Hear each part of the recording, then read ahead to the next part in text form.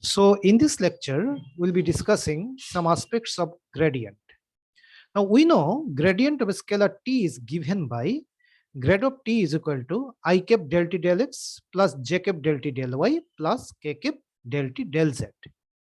Now also we know if t is a scalar, then its total change with respect to three space coordinates x, y, and z is given by dt, that means the total change in a scalar t is equal to del t del x dx plus del t del y dy plus del t del z dz.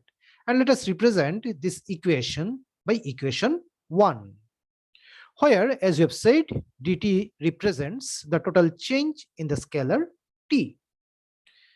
Now, equation 1 can be rewritten as, here, while rewriting this equation, we'll be using the concept of dot product in Cartesian component form.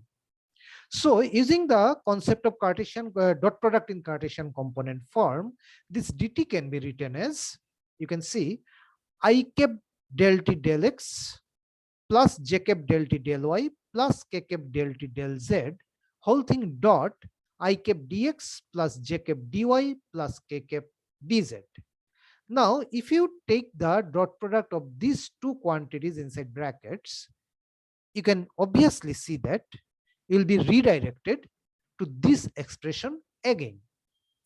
So, this particular equation can be rewritten in this manner. Now, the question comes, what is the utility of writing this equation in this manner? Now, you see, I cap del t del x plus j cap del t del y plus k cap del t del z is equal to grad of t, as we already know. Also, I cap dx plus j cap dy plus k cap dz is written as dr bar. Now, what is dr bar? To explain it, let me refer to this particular diagram. Here, we are considering the usual three-dimensional Cartesian coordinate system in x, y, z. And suppose along x-axis the unit vector is I cap, along y-axis the unit vector is j cap, and along z-axis the unit vector is k cap.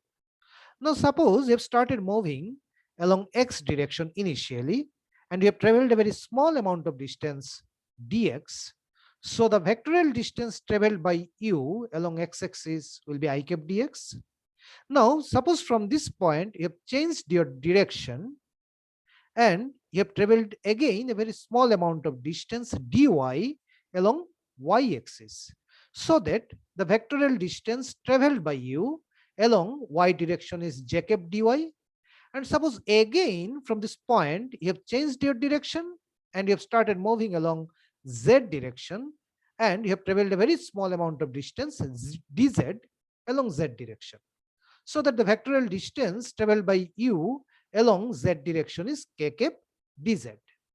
So in this manner, actually you have got three vectors having very small magnitudes, and these are actually I cap dx, j cap dy, and k cap dz.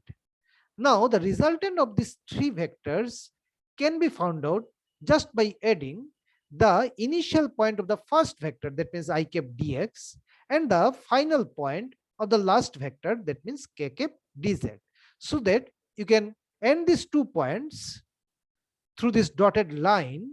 You'll be getting the resultant of all these three vectors, and this resultant is represented by dr bar. So dr bar is nothing but the three-dimensional infinitesimal displacement vector in space.